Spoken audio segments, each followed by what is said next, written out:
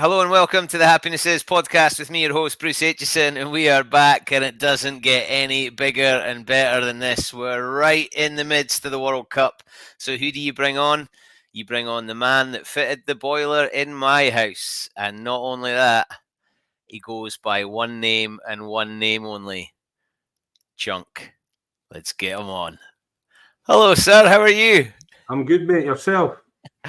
I'm so excited. I can't believe that I've finally got Chunk to sit still and be on the podcast. So, saw you on Sunday for the Scotland-South Africa game. What are you thinking the World Cup so far? Yeah, it's exciting. Obviously, it's disappointing on Sunday, but I mean, South Africa are going to be really hard to beat, I think, yeah. They're just so big and so strong. When we were talking about it, you said to beat South Africa, it's not run them around. You've got to take them on up front. Is there MD you think can do that? To be honest, no, I don't think so. Are they your winners? Do you think they're going to win it? Oh, I'm going to say, I want Scotland to win, obviously, but I think anybody that wants to win it needs to beat them. Yeah. They were too strong, yeah. Aye. When you watch it, do you miss it? I do a bit now. I think when I first stopped playing, I kind of started the business and just kind of had enough of it, to be honest. At the time, after so long, but gradually over time, especially the last sort of 2 or 3 years, I've gone back to a few games, getting back into it, reconnecting with people, and yeah, when I go and watch it now, sometimes it's a bit, you sort of forgot, it's like a different life or something, but yeah, I do miss it. Do you feel lucky to have had that life and then be able to start another one? Oh, definitely. Yeah. I mean, as I say, it's kind of like two lives, and I mean, I just like, I had a dream when I was little to play for Scotland in Edinburgh, and like I grew up wanting to play for Edinburgh. I went to watch Grand Slam 1990, David Soul, and then ended up playing in the games, and yeah, I mean, it was amazing. Why rugby? Because where you're from, it's not the biggest game. Football's the biggest game where you're from, but rugby's important to all of those East Lothian tunes. Definitely. I mean, Preston Lodge rugby's at high school anyway. Rugby was always pushed, so like I played mini rugby at Preston Lodge, and you're right, it is a right football area as well, but I don't think I was ever going to do much on the football field. So when you started playing rugby, who got you into that? Was that family that got you into that? I mean, my big brothers were playing mini rugby. I started going to mini rugby when I was like 6, 7. I was just training. I wasn't allowed to play, and then it just kind of progressed from there. It was like I just loved it. For the first minute I was there on a Sunday morning, I just loved it. I used to get up at 5, 6 in the morning, get my boots ready and all that, eat my cornflakes, and yeah, just went for there. Just like as soon as we started, like back then, we'd done contact and that straight away at like 9-year-old, and as soon as we started doing that, I was kind of the same my whole career though. I was like never the fittest and all that. Do you know what I mean? But like as soon as I got a ball and like I just loved it, like running with the ball. Were you coachable? Were you listening, or did you just want to play? What was that? Were you coachable? I think so. I don't think anybody is at that age, though, are they? Maybe not many rugby. I think as I got older, I started listening a bit more. What did your mates think when you started to get further? Like, because I'm imagining they kept you pretty honest, but they must have loved it. They must have loved seeing their mate. I mean, I was pretty lucky for a young age. I got involved in like the districts and Lothian schools and like Scotland under 18s and all that really young, like for a young age, and like people were always saying that I could go further and do this and that, but I don't know. I don't know if I really.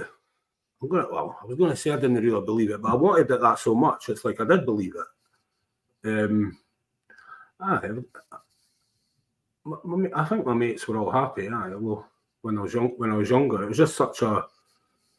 Do you know what I mean? Like Scott Murray had went pro, and he played for PL for a bit. He went away down to Bedford and stuff, and people were talking about me a lot in East Lothian.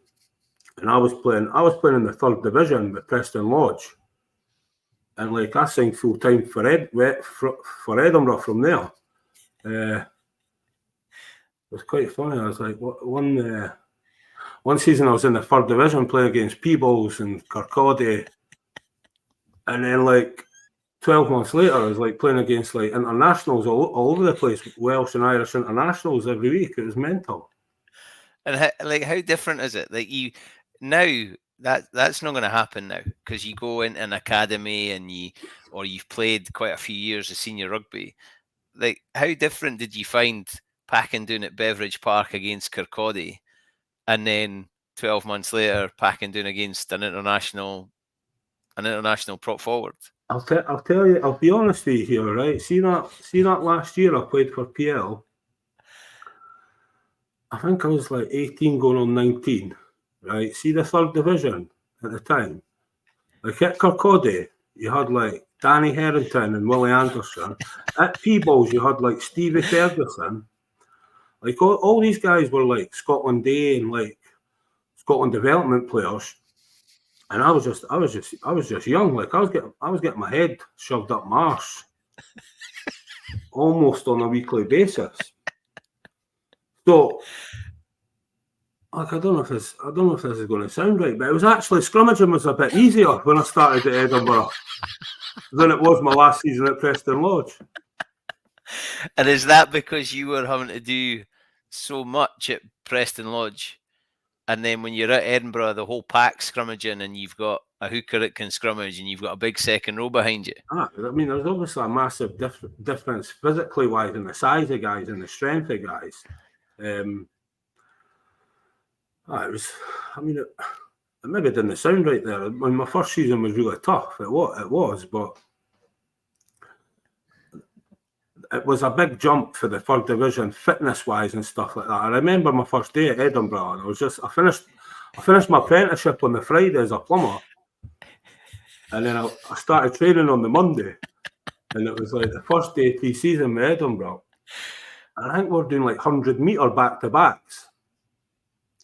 I was never built for like 100 apiece. And I think I got through like 7 or 8 of them. And I was just like broken. I was like, what am I doing here? What am I actually doing here? How am I going to survive this? So it ended up all right. I think there was only one person worse than me that day. And I think it was actually Kev Utterson. He was just back. He was just back for a 2-week stag do or something in Magaluf. So luckily he was behind me. Kevin likes a social, didn't he? I think it was his first day as well. There was a few of us all started that day, but went pro that day. Me, Kevin, Stevie Scott. So you finish your apprenticeship. Was that part of the plan, or was that just how it worked? Like, were you determined that you were going to finish your apprenticeship before you signed, or did it all just fall into place? I actually went down to Bath the year before, right? Just after they won the European Cup. And they wanted me to go down there and finish my apprenticeship. And I was like dying. I was just desperate for anything rugby all the time. And everyone was saying to me, just stay and finish your apprenticeship and Edinburgh will sign you. And then I played that next season at PL, finished my apprenticeship. But it was just kind of at the last minute I actually got signed. Like Peter Wright, I think his knee got screwed and he was like out the game. So there's like an opening for a prop. And then Ian Rankin was under 21. He'd been my manager and head coach at Scotland under 21s, and he was in charge of Edinburgh at the time. He just phoned me, told me to come in, and put me in a cupboard at Murrayfield and said, "Do you want a contract?" I said, "Aye." So how did you end up at Bath? Because you've not got an agent at this point. You're just playing rugby and being chunked. No, I was like, I think I was 7. I think I was 17. I was playing for the first at PL. Remember PL used to do like the big tens tournament. Yeah, I played in the final against Northampton. Well, it might have been that year, mate. Northampton were their sale, but there was a scout for Bath called I remember Brian Robson, I think his name was. He was like an old school long-term scout guy for Bath. So he just seen me that day, and then he came up to me after it and says, "Do you want to come down for a week trial?" I was like, "Nah, I'm busy." And ran down day one. So I went in there and I played a couple of games for like their combination teams. Like I don't know if you knew what it was like back then, but they had like loads of smaller clubs in the town, and they're almost like all feeder clubs. So I played a game on. Well, I got down there. I played a game on the Friday for Coombe Down against Wimbledon, and the guys down there, like they were just absolute cider monsters. So Brian Robson said to me, he's like, "Have a good time with the guys and that, but don't go out with them." So I managed to just have a few and go back to the hotel, and I was happy with that. And then the midweek, like Bath had just won the European Cup, so I played. There's a team between Bath and Gloucester called, I think it was Keynsham. So the Bath European Cup winning squad were like playing Keynsham midweek in a sort of like bounce game, if you like, pre-season. And bear in mind, I'm 17 playing for the first at PL, thinking how am I actually in the first at PL? I've still got 2 years in under 18s. And then the next thing, I'm like down there playing against like the European champions. It was just unbelievable, eh? So as I say, after that, they wanted me to go down and finish my apprenticeship down there, but I stayed up, which was definitely the right thing to do. And do you ever think about what might have happened if you'd gone to Bath? Because life could have been really different. Nah. Never thought of it. You might have been playing for England. I honestly think everything goes the way it's meant to go. I got in like I went full time in Edinburgh. I'm like sort of 3-4 months into the season. Ranks actually left. Bob Eason took over as head coach. He'd been my under 18 coach, and he put me straight in every week at like 20. And by the end of that season, I was lucky. I got into a Scotland A game, and then like that June, I was like in New Zealand with the full squad. And did you think this is ridiculous, or were you just? It was ridiculous, mate. I was in the third division. I was in the third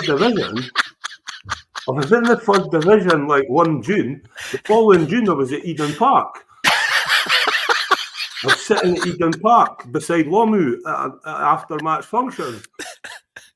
Right. Hold the bus there. What happened with you and John Lomu at an after match function? Nothing. What did you talk to him about? Nothing. I was just looking at him. I was just like looking at him. I couldn't believe it. I used to sit and play. I was like, at the time, right, here's a news flash for you. Here's a news flash for you. He was sitting looking at you, and he couldn't believe it. Right.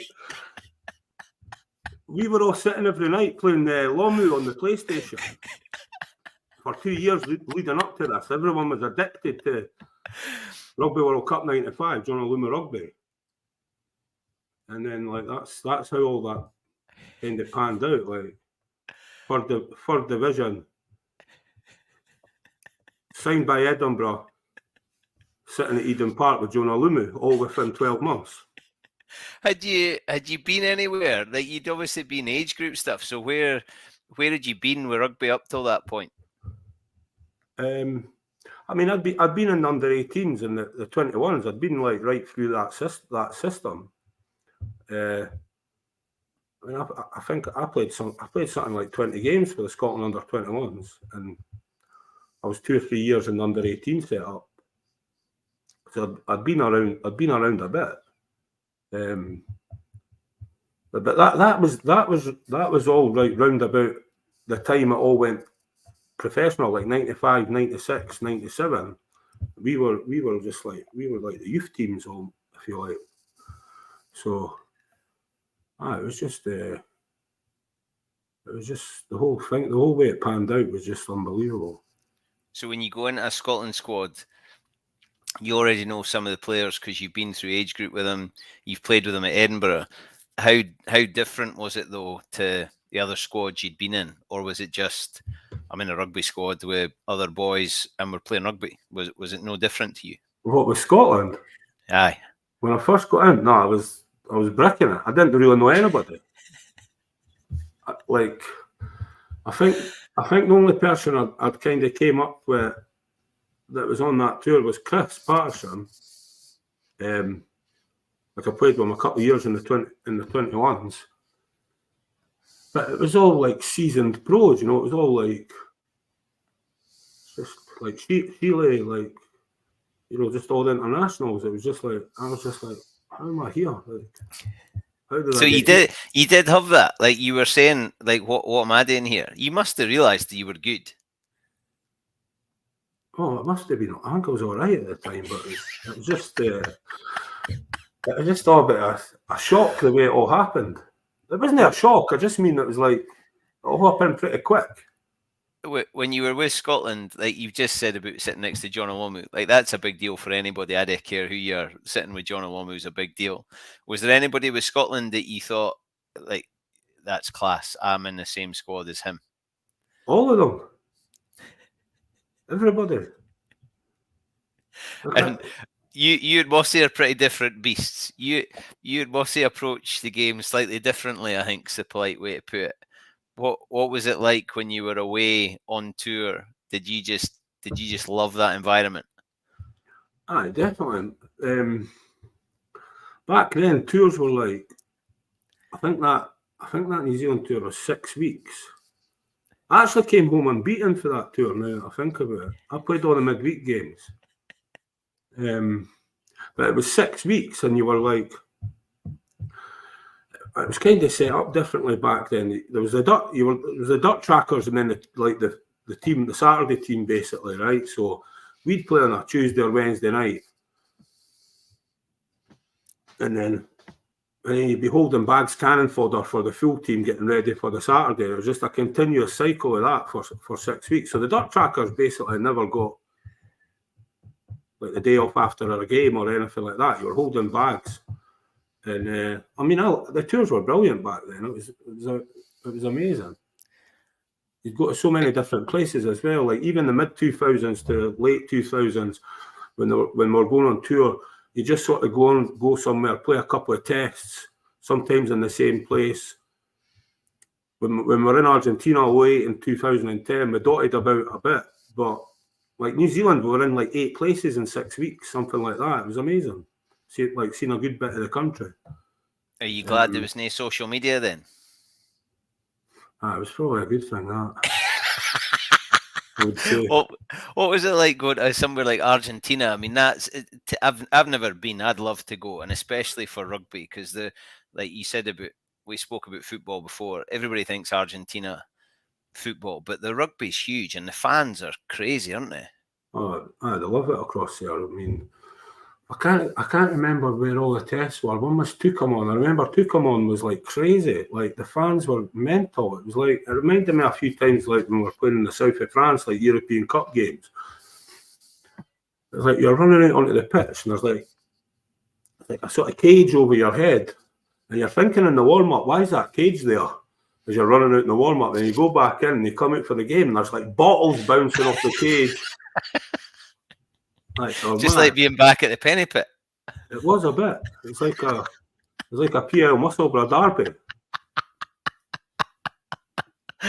Well, how did you find being the boy for PL in those Scotland squads? Because I was never anywhere close to what you were, but when I joined those squads, I loved that. I loved meeting boys for other schools or boys for other clubs, and teams you'd never played against because you didn't travel way up north or maybe through the west. Did you love that social bit of getting to know people through other places? Aye, definitely. It was like that's the great thing about rugby. Like meeting guys and training with guys and like playing with guys straight away. It's like you get this instant sort of bond thing. You know what I mean? And like I can remember even going back to like Edinburgh under 16s, 18s, and that. And you knew some of the guys. You know, you'd done your squad sessions and that.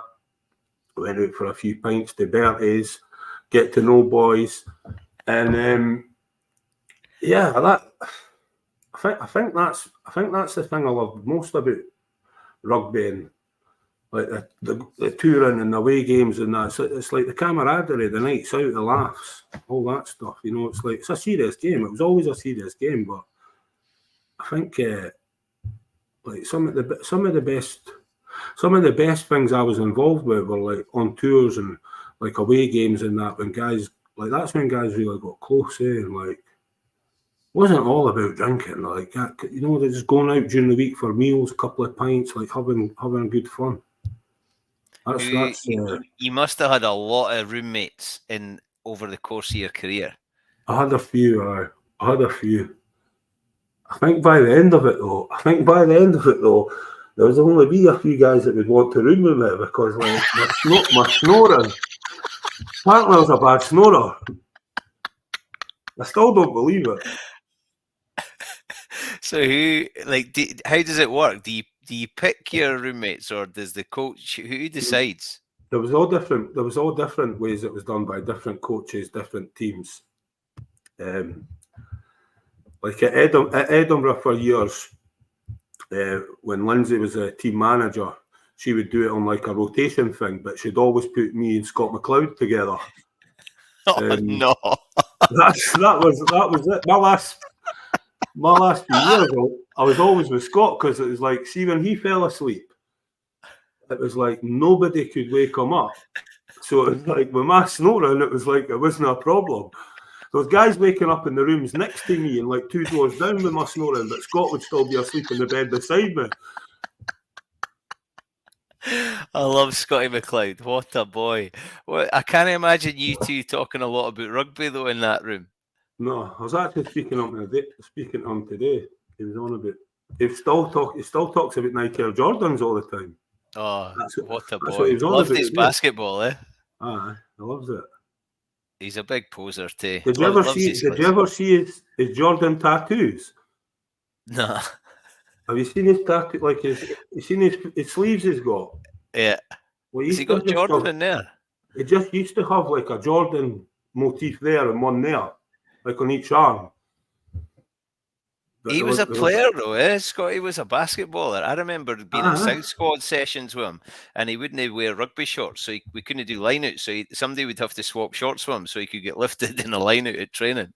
He was unreal at basketball. He was unreal. He loves his line-outs.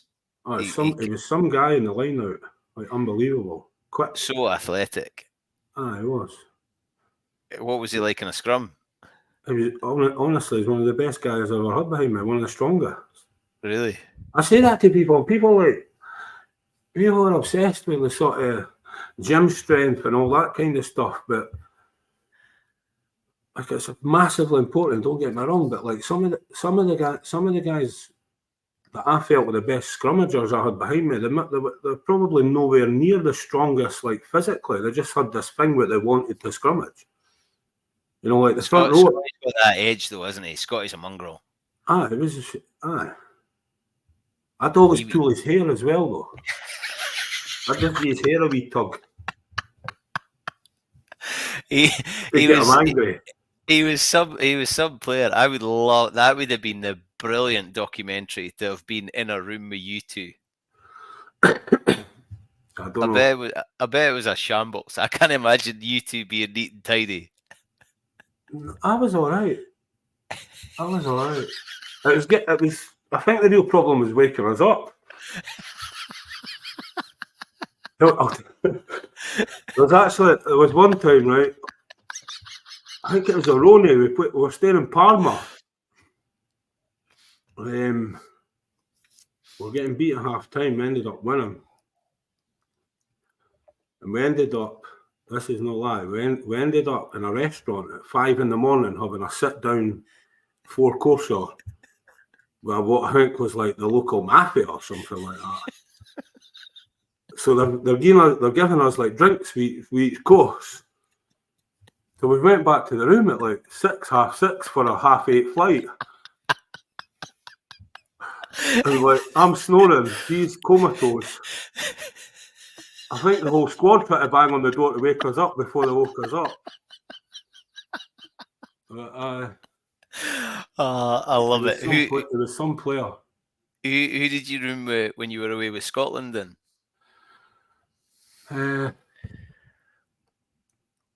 Well, it just depends on. See, but the last few years I played for Scotland, we had rooms on our own, which a lot of guys liked it at the time, and it caused a lot of problems as well, because some guys needed a roommate to like tell them what time meetings were, and like some guys were away with the fairies. Like, see, there was me thinking you were going to say some guys needed like the emotional support or so, but no, it was just to tell them when the meetings are. Well, like guys, a lot of guys would go for their naps and things like that, and then just completely miss meetings. So it would cause like having guys rooming on their own. It would cause a lot of other problems, you know what I mean, with timekeeping and angry coaches. How did you get on with coaches? Good, I think. You maybe need to ask them. Who you played with a lot of coaches. Yeah.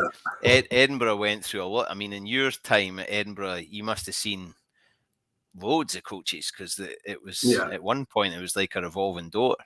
I think there might have been more coaches than players. What were who were the coaches that you thought, yeah, I love working with this? I look forward to sessions. I like listening to their speeches. Who was that? I mean,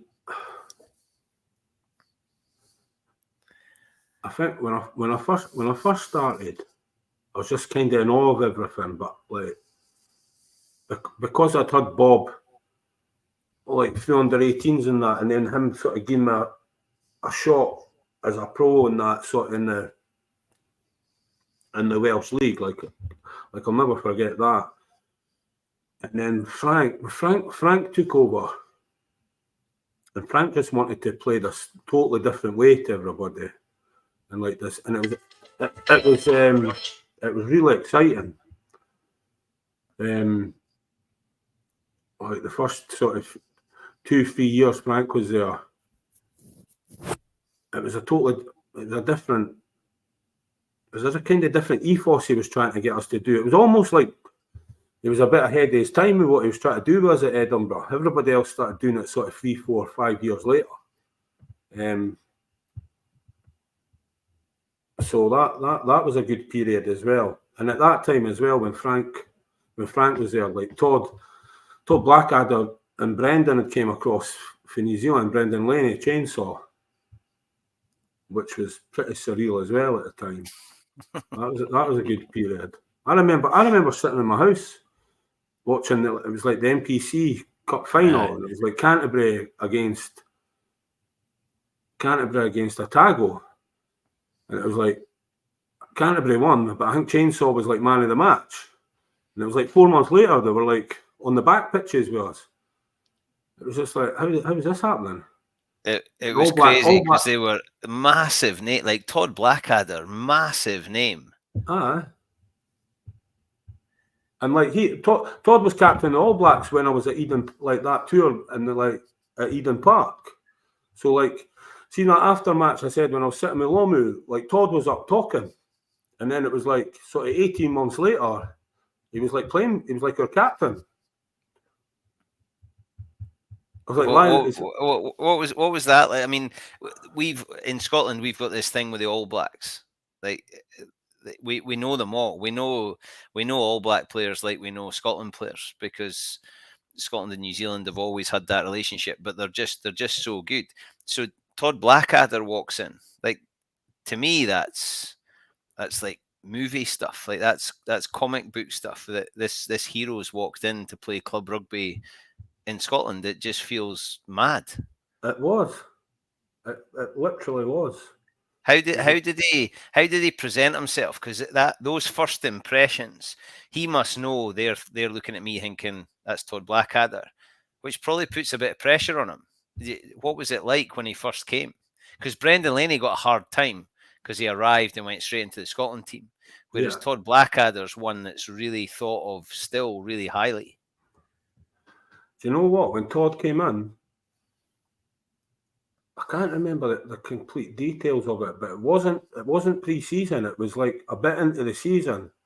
So Burnsy was the captain, and Todd just came in and just started training like an animal. He wasn't saying anything. He wasn't saying much. He was just like an animal. So it was like he didn't come in and like you kind of expect in that situation and start like mouthing off, telling people what to do and everything. He made everybody respect him first. Like he didn't like everybody did respect him. Don't get me wrong, but it was like he wanted to prove himself first. That's what I thought was so unbelievable about him. And it was like, you know what I mean? It was like the captain of the best team in the world, and he's just like going through training like everybody else, not saying anything. And he probably done that for about a month, 6 weeks, just like grafted. And like showed guys how it was done. I mean, he was always going to be the captain and like take over and do what he did. But like, I don't know, the way he done it was just like a different league, I think, to a lot of guys. The way they would have done it, and like, did the standard go up? Did he lift this? Like, did others start training better, smarter, harder because Todd Blackadder was next to him? I could tell you a few stories. Yeah. It started doing like extras after training like every day. So it was like shuttles, 100 meters, 50 returns, whatever, and it was always like on the line. So up until that point, whenever like guys were doing fitness or extra fitness, guys would be always cutting corners, like turning around like a meter before the line, like on the deck up. Like he would go crazy. If he caught anybody, he would be going crazy at them, make guys do even more. Anybody was late. I remember Andrew Kelly being late when he was just out of school for a fitness session, and Todd basically just it made us all just run and run and run. Ned got like carried like Oxford, like a guy each arm with his toes like dragging behind him off the back pitches at Merky. It was never ever late again. Ever. I remember Matt Day once as well said something stupid to him at pre-season down at Gullen Beach when he was just young. I think Matt said something like, he was really interested to see how far he could push his body. I just remember us all walking off the beach after like one of the hardest sessions you could imagine. And we were all turning around and looking, and Todd and Matt, it was like he was just making Matt go up and down Murder Hill with him, just over and over. This is after 2.5 hours of like the hardest training you've ever done. And I think Ted slept at Murder Hill that night. I think he had to sleep there. But Todd changed the game at Edinburgh, and Chainsaw as well. Chainsaw was like, he was just brilliant boy. What? He was a great boy. He got slated to death, like for sort of parachuting into the Scotland team, but it was absolutely unbelievable for Edinburgh. Like the time he was here, it was unreal. Like if you can get a highlight reel somewhere of what Buffer done at Edinburgh, it's like it'd be up there with anybody. And how did the players like receive that? Were they, because he was getting hammered, like the fans were going nuts. I think Scottish Rugby at the time had a chat room that folk were just ripping into it. But what were the players just quite happy? He was a mate. He was working hard. Did you used to accept him like anybody else? I mean that was the first I think that was the first time something like that had really happened. Like a foreigner, if you like, or whatever you want to call it, coming in and doing that. Like the way it was done, the way it was handled. So it was quite hard for the guys involved. But I mean, Brendan done so much at Edinburgh. I've never have a bad word to say about him. Nice, brilliant boy. What young backs at Edinburgh learned off him? They wouldn't have learned off anybody else at the time. Even a lot of the coaches, the stuff like Brendan knew, what to do, how to run a back line, like the way he wanted to attack. It's just unreal. Did you love that? Did you love learning off other folk? Like you, it sounds like you were spoken. Nah, no, really. you were out there all the time, but you've spoken about quite a lot of things there. Like there's that image that Chunk just played in Happy Go Lucky night, but you're a smart operator. Like you're a switched on guy. You've obviously taken quite a lot in. Did you enjoy that bit of it, or were you just at the time focusing on yourself? No, I did enjoy it, and like I was so lucky over the years, mate, with the people I crossed paths with at the right time. Like what I'm saying, like getting into the Scotland team, then like guys like Todd and that come in, and then like it was just like it just kind of kept happening to me, and then it was like as I got into my sort of mid-20s, and I maybe was like stalling a bit, and it was like maybe I wasn't the scrummager I could have been. I went in one morning and it was like Massimo was there standing in the car park. It was like nobody even really said anything about it. And like I had like two posters on my wall when I was a kid, David Soul and Massimo. So it was like I kind of got into my head that summer. I'm needing to work a bit more on my scrummaging if I want to like get into the Scotland team all the time and that. And then it was the next thing Massimo just appeared, and then it was like, and then he was just like with me 24/7. Teaching me about scrummaging and like mentality, aggression, like everything to do with the scrum. And up until that point, we'd spent a few years trying to do all this expansive stuff with Frank, and that was great. That was brilliant. But like Massimo changed everything, like the attitude about like scrummaging in Scotland.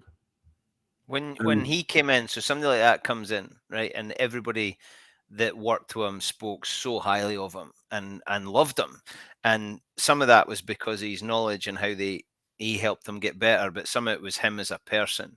Yeah. Before he was there, did you think was there ever a point where you thought how much more can I learn? Like I must know everything by now, or did you always have that desire to learn more as you were going through your career?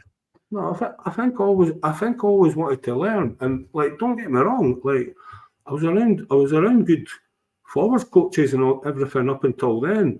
Like I worked with Eddie a lot when I was like a teenager, Eddie Pollock, and like Henry was great with me at Edinburgh in the early days and that as well. But like Massimo just like had the scrummaging thing on a different level, not just to anybody in Scotland, I think anybody in the world, and like it was just like I crossed paths with him at exactly the right time, and it was like I don't know. It's just I just feel lucky, and like as you say, everybody loved him. But the way it wasn't just that he was technically a great coach. It was like he was a mentor. He mentored boys.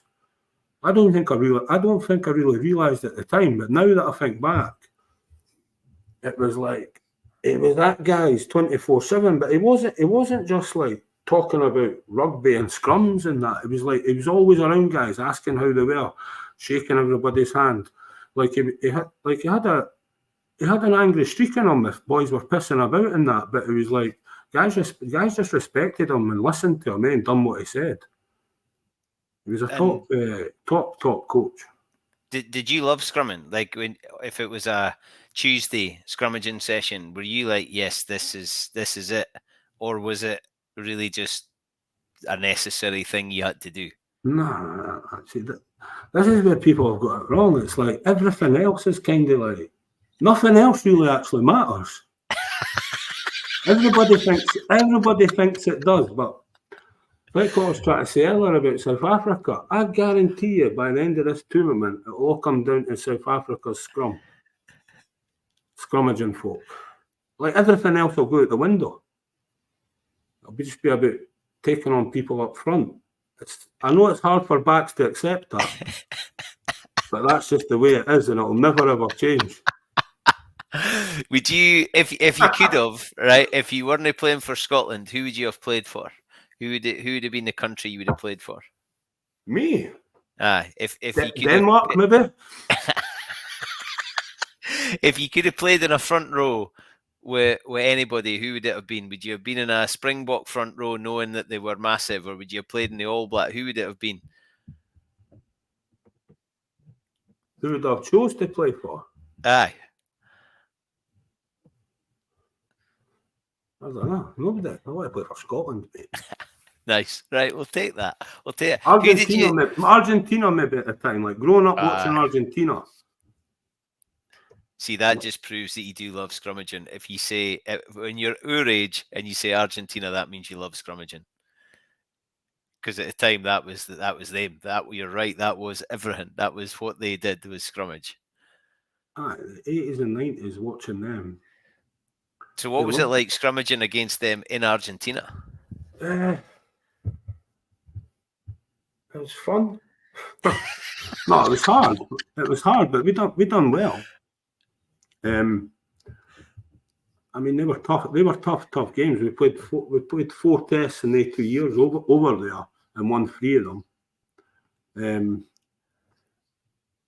I don't think we'd ever won a test over there. They were hard games, but like it was up front. They were won. It was in the scrum, mate. The backs could never have won their games, mate. And then you and Jim Hamilton go out on the Randan in Buenos Aires, was it?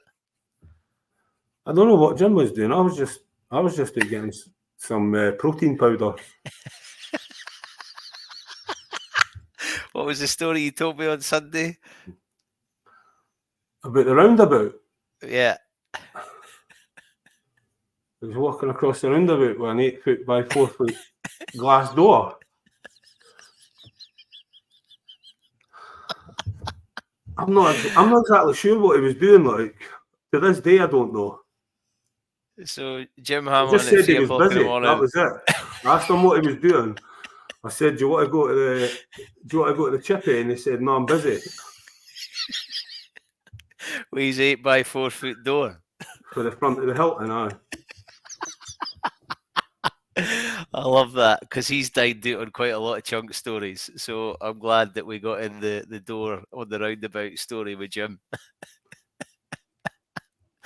Some boy. Who do you miss? Who was your what sort of team room do you miss? What players were the ones that made you laugh or kept you entertained? Now that's hard, man. I played that long with that many guys, but like me and Jim used to have a laugh. Me, Jim, and Scott McCoy. It was just like a constant laugh. Like, I mean, it wasn't just a laugh, but like they guys were funny, man. Funny guys. And like sometimes you just needed that, even like when you were away in that a lot and traveling all the time. It was like, and I'll tell you, Mossy was funny as well. Like Mossy was funny on a tour.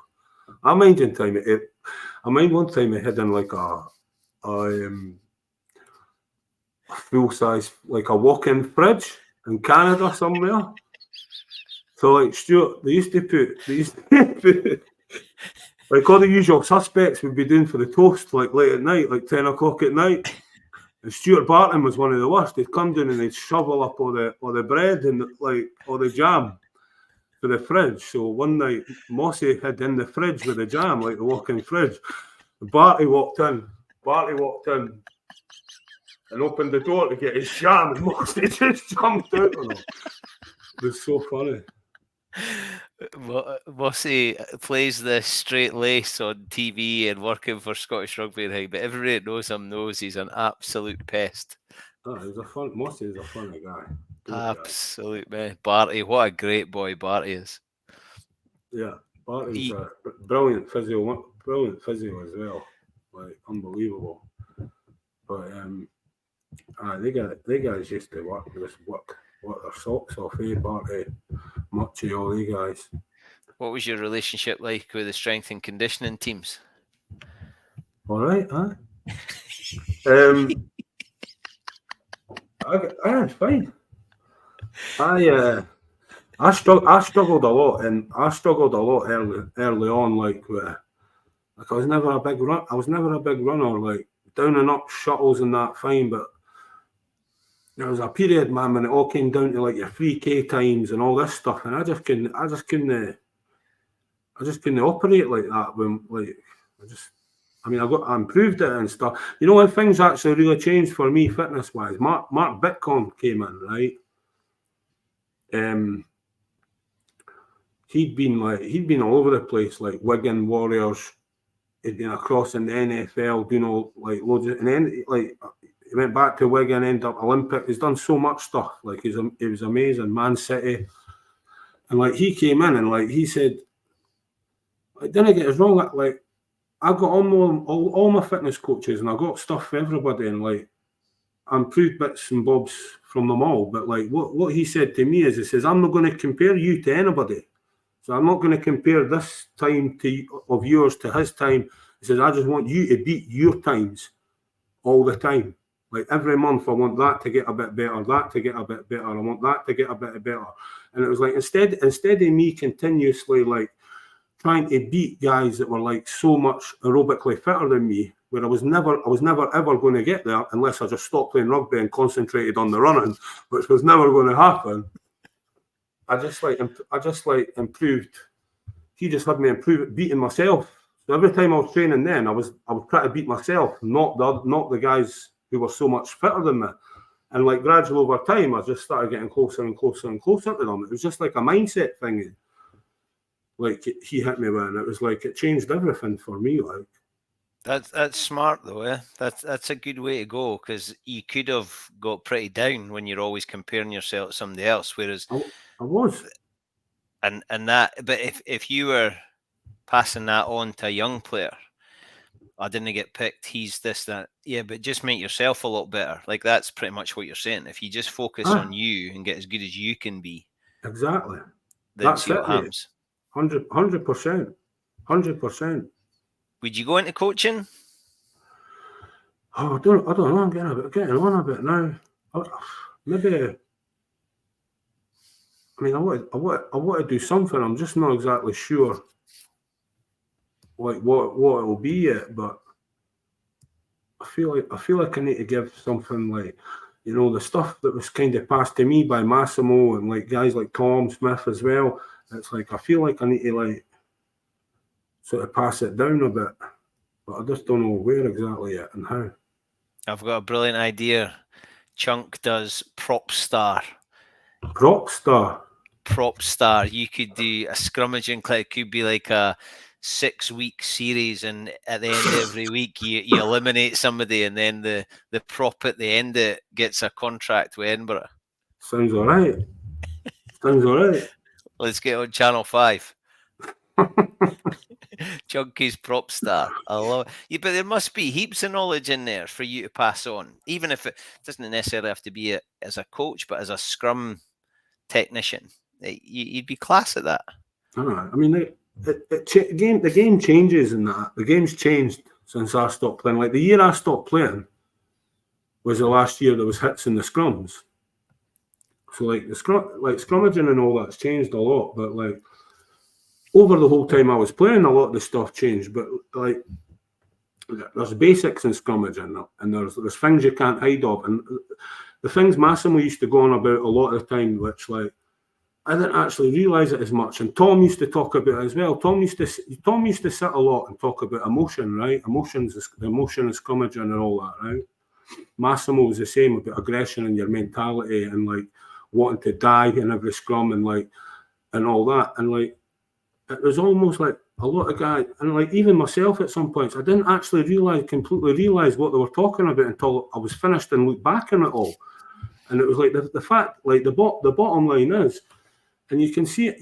You can see it in games. You see it in games when like guys I'll maybe have like a great dominant scrum, and then other times they won't. You can't understand why. It's like it's a sort of 8-man emotional mentality. That's what it is, aggression. And like Tom and Massimo, they used to go on and on and on about it, and it's like I don't think you can really. I think it's a hard thing to accept. See, when you're playing, and you're thinking you're doing it all the time, but you're actually not. But you can see when you can't. You can actually see when you are doing it. I think that's one of the biggest things that guys can realise. Yeah, guys can learn. Geez, you got two of the absolute best there, and you're right, because it's the same with Ennis, same with goal kicking. Oh, he's kicked it every time, but he missed that one. What happened? We know he can kick, but it was the emotion of that moment that for some reason pulled it wide, or a line out throw, any of those things. It's brilliant hearing you talking like that. Talk me through the hit. I mean, that, you're right. I mean, that was like that's bonkers, Chunk. You were right in that. Seven plus you hammering into 8 of them. Like, how did you prepare for that? How do you get ready for that? Because everyone in your brain should be saying, "This is stupid. What am I doing?" That's the thing, though. My brain was saying the opposite. And there we've got a standoff and a props different view. That's what we've just heard. That's just the way it always was. It's the way you grew up playing. It's the way it was. But I mean, it changed.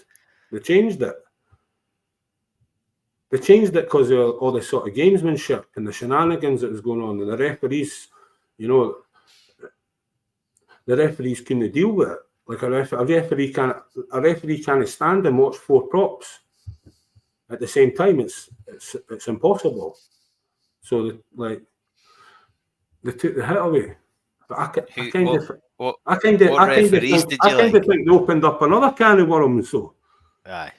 The game, like the props have got and I'm not saying they shouldn't, but the props have got a lot fitter, making a lot more tackles around the pitch, a lot more. So there's less space, more impacts, more collisions, more people getting hurt.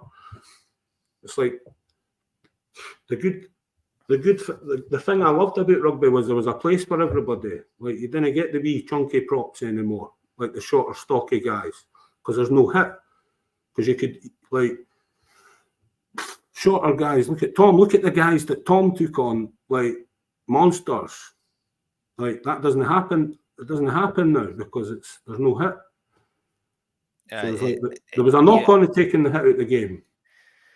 No, I'm way there about the place for everybody, because I'm not convinced it's still there.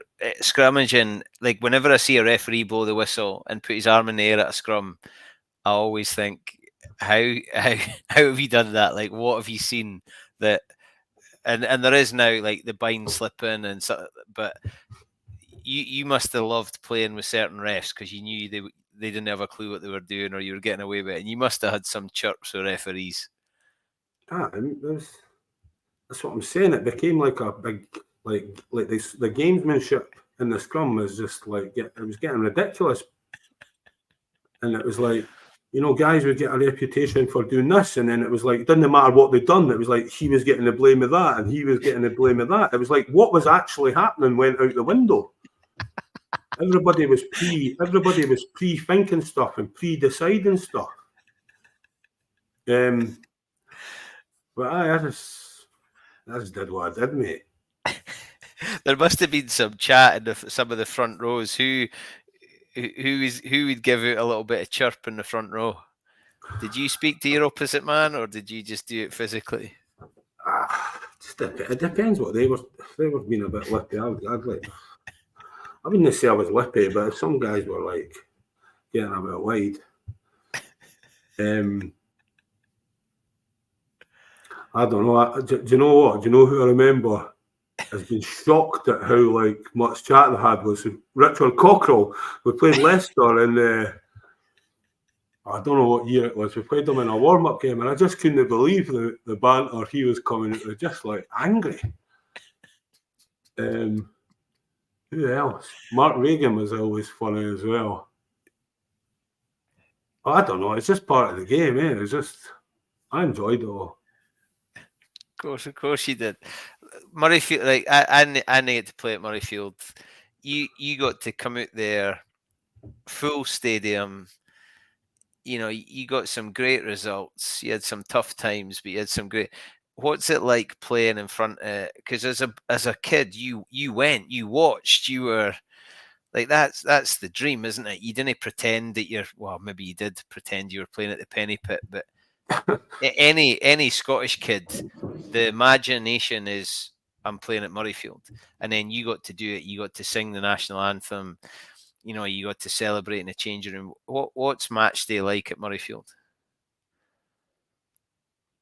Mate, it's just like it's the first few times you do. I can't hardly remember the first time.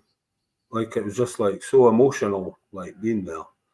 Like after all the years of like thinking about it and dreaming about it, but like it's just like I don't know. It's just like the best thing you can imagine, like the thing you're always wanted to do, and like getting to do it over and over again.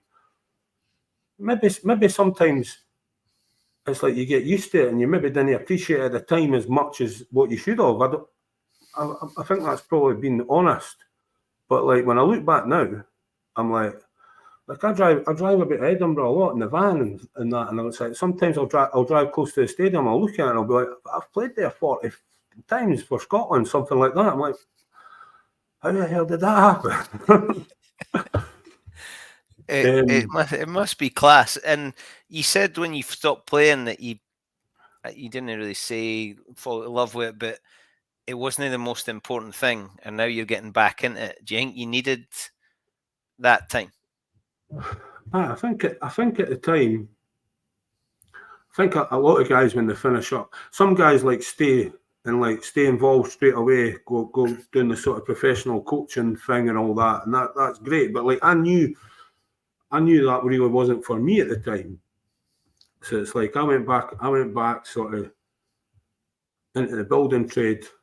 Like I knew that was going to be my sort of route, if you like. So it was like rugby in my head just went right to for being like at the front of the queue, it just went like right to the back.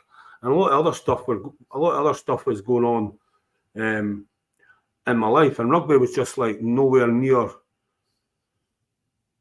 like a priority. And then over time, it was like I almost forgot about it, and I didn't realise until years and years later how much I actually missed it all. Until I started going to the odd game and that here and there, like a few years ago, it was just like you lose touch with everybody as well. You know what I mean? Like all the guys, you lose touch with everyone. So yeah, I'm just enjoying getting back involved and seeing guys and going to games and like talking to guys again, having a laugh. One of my favourite chunk bits. Remember when you did the ball presentation at Edinburgh? Uh-huh. And it was what game? It was a European game, wasn't it? And they were on. Or Munster. Was it? No, it was Munster. Was it semi-final of the whatever it was at the time, Pro 12?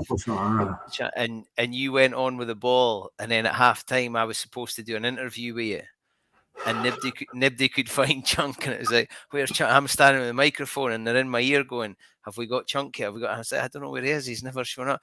But you were at the back in the queue for a beer at half time. I think I was just thirsty, mate. Where's Chunk? I love that. Chunk, Scotland International. He's just delivered the ball and he's still got to go and queue for a beer at half time. That was just priceless. But anyway, I loved seeing, like on Sunday we were there and you got to see Graham Morrison again. You've not seen him for however long. Within about 30 seconds, you were right back into just being two daft rugby laddies. I've not seen G-Dog for a while.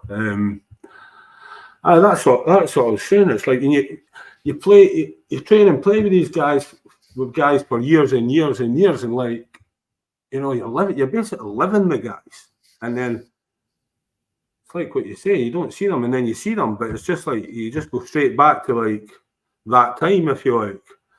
So I forget. It's like I was forgetting on Sunday. It's like I'm 45 now, nearly.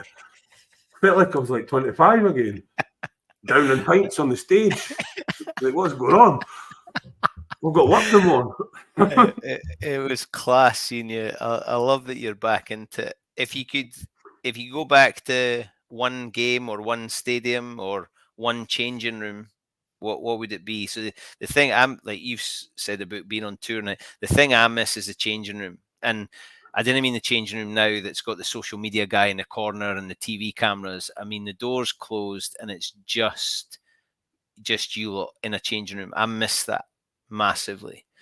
Is there a moment like Johnny Wilkinson talks about he would love to be in the World Cup final again with 15 seconds to go. He doesn't want to be at the celebration. He wants to be in that moment. Is there a moment that everything was just sweet for you?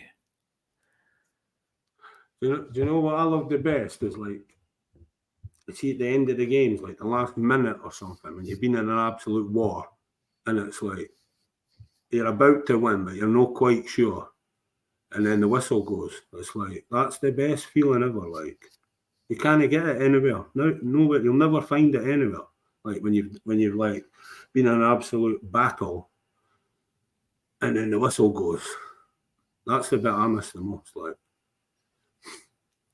just that feeling, that we did just it. Release. Class. Chunk, listen, we've done an hour. You're gonna have to come back and we're gonna have to do another one sometime.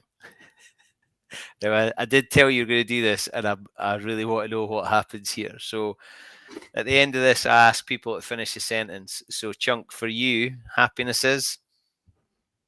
Repeated 5 meter scrums.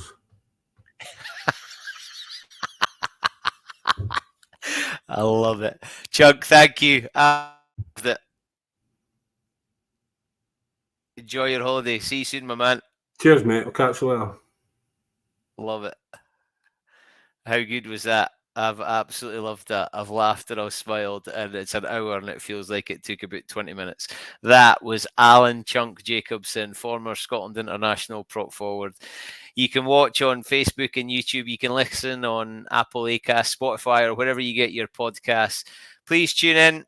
Tell your friends, leave us a review, and hopefully you'll be back for more. In the meantime, my name is Bruce Aitchison from the Happiness Is podcast, and my happiness is egg-shaped. Look after yourself, and I'll see you all again very, very soon.